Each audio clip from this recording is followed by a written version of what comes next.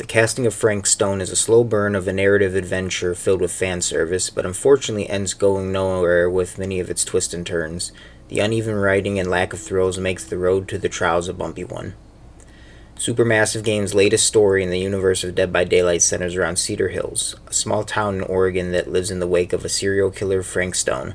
The story takes place across time, from the terror of the killings in the 1960s to the filming of the in-universe movie Murder Mill in 1980 to the mysterious Garrett Manor in the present day.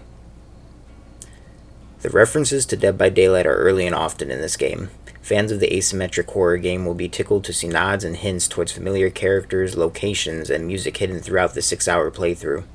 Finding a baby doll of the Huntress and a small diorama of the Thompson house were among my favorite moments in the entire game. That being said, this game is very much for fans of the source material. Besides the many references, large parts of the main story are directly connected to the deeper lore of Dead by Daylight. While non-fans of the game can still receive a full narrative experience in the spin-off, I fear many of the biggest moments will be less than for them. Fans of Supermassive Games' previous works will know what to expect here.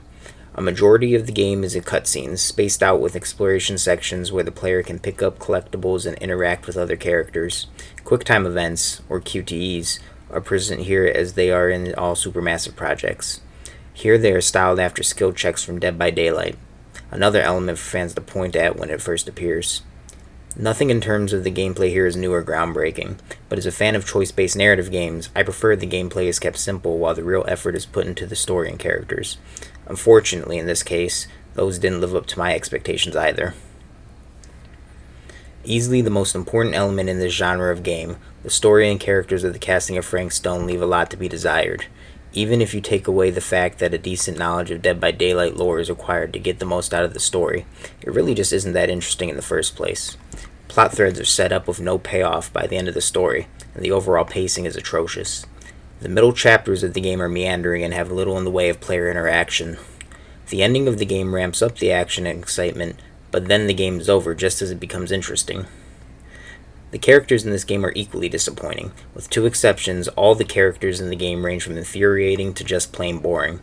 Traits are missing in the game from the Dark Pictures anthology, an addition that would have been welcome here.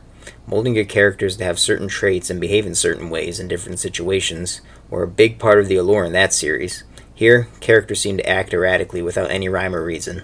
Particularly jarring is one sequence where two characters act exactly opposite of their established stances in one scene, only to revert back to their original behavior in the very next, without any explanation. This sort of inconsistency is emblematic of the issues in the narrative that just don't add up to be compelling enough.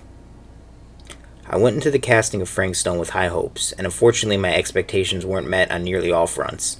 The game's pacing is uneven and boring for most of its runtime, ending just as things begin to heat up. The characters give little reason to care about them, a cardinal sin in this type of game. If you are a big fan of Dead by Daylight like myself, I do believe there is enough here for you to get some decent enjoyment. Otherwise, I can't recommend the casting of Frank Stone very strongly.